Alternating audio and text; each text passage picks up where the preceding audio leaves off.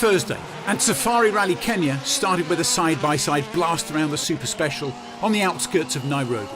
Seb Ogier the winner in a Toyota 123. A nightmare opening loop for Elfyn Evans on Friday. With only a handful of corners left to tackle in stage 3, the Welshman's front right wheel hit a rock and shattered part of the suspension. Toyota retired him for the day. Co-driver Scott Martin dealt with the rock before a teammate had to.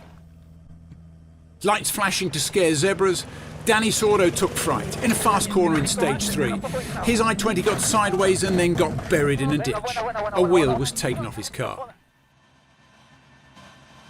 Kalle Rovanperä attempted a sensible opening day to this new classic.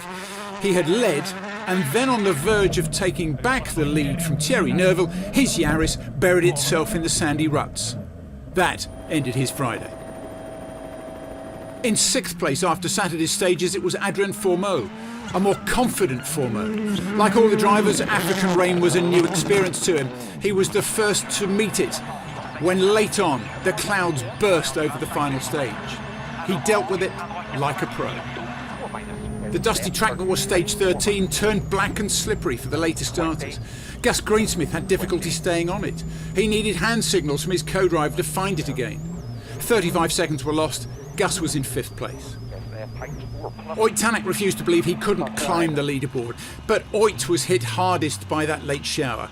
Instead of making progress, he lost over 2 minutes and his 3rd place.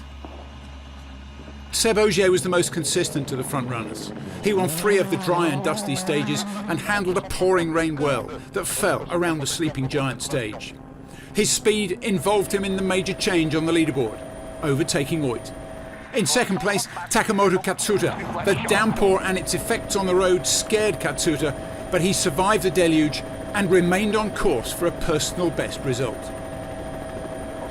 Thierry Neuville won the opening stage and held his lead the entire day, although on the closing corners he thought it had slipped away in the rainstorm.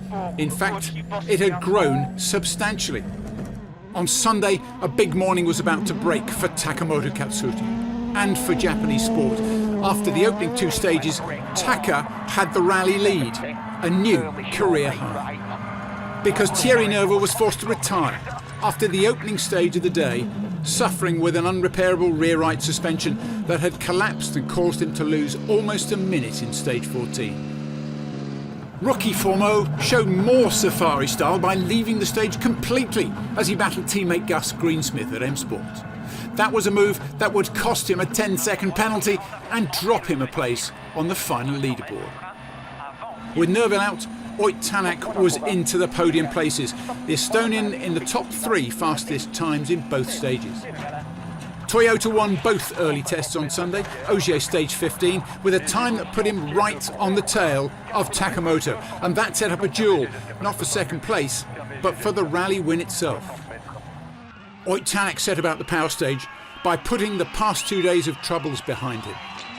He showed real commitment. He took Elfyn Evans' quick opening time and bettered it.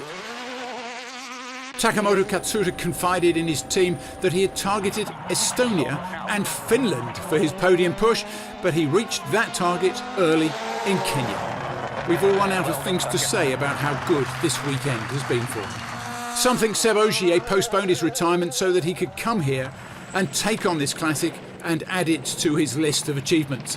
The Safari was one of the few things missing from his overflowing trophy cabinet. Not now. Seb Ogier claims his 4th win from 6 rallies so far this season. Katsuta in 2nd earns his 1st ever podium place in a triumphant weekend for the Toyota team. Tanak 3rd, with Greensmith and Fourmeau making it a job well done for M-Sport. Watch WRC Plus on all devices, WRC Plus All Live.